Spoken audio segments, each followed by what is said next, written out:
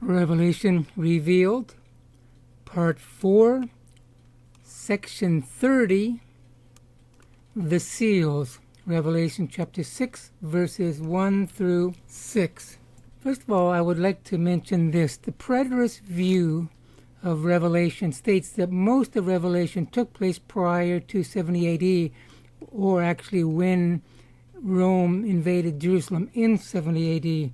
Now, I can see to a degree how these first 6 seals may apply to the preterist view of taking place in 70 AD. Even though I say that I do not believe that is the case, I believe what we see in these 6 seals actually takes place during the first half of the 7-year tribulation period. And again, if you want to understand the 7 years, why the 7 years, you need to go and understand Daniel 9, which I might actually do later on when we get to the middle part of the tribulation. So verse 1 reads, I watched as the Lamb, meaning Jesus, opened the first seal of the 7 seals. Then I heard one of the living creatures say in a voice like thunder, Come! I looked, and there before me was a white horse.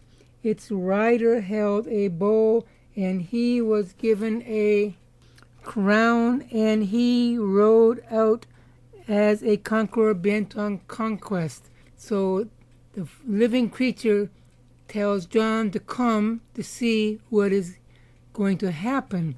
Remember, John is in, at least from my understanding, the heavenly realm in the day in which these visions will be implemented on earth. So John sees a rider on a white horse. Most prophetic futures, including myself, believe that is the Antichrist. It's not Christ, even though he's on a white horse. Of course, you need to realize everything the Antichrist does will attempt to look like something Jesus himself might do. But this man is bent on conquering. At this stage in history, the Antichrist is just a human being. It's not until the halfway mark of the 7 years where he gets endued by power by Satan. Right now, he's just a human being working up his worldwide empire, gaining strength and support.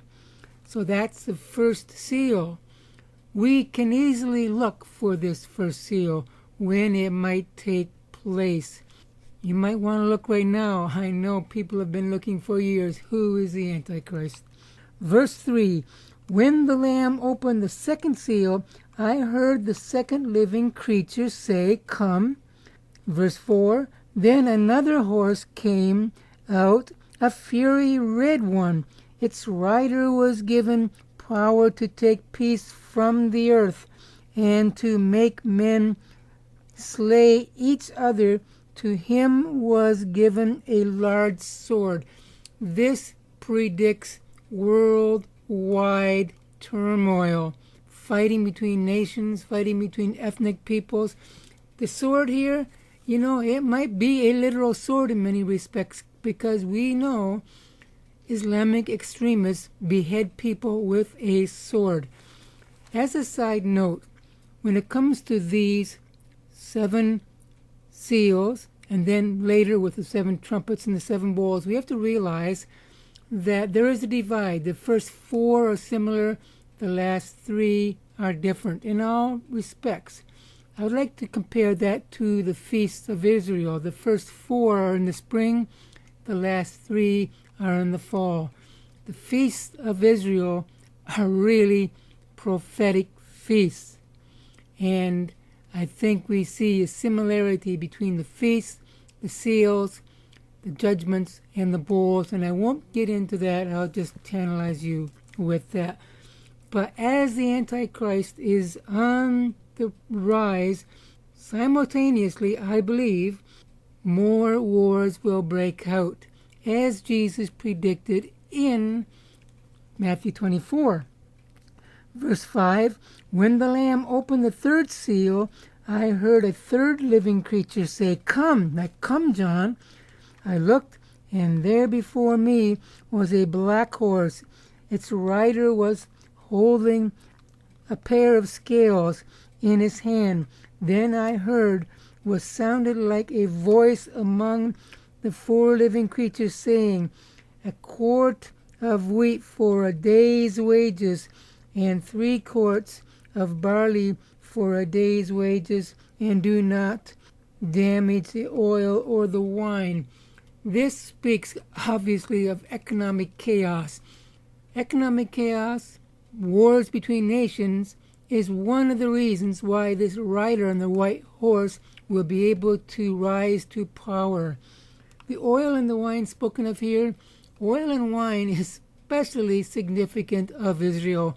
This is not oil in the ground, this is cooking oil. This speaks of an economic situation where a whole day's work can only buy you a piece of bread. Again, we see things like that happening now. Does that mean the end is soon? Not really, because as Jesus did say in Matthew 24 in the first 9 verses, these things must come before the end comes. They will always be with us. We will go on to the next seal in the next section.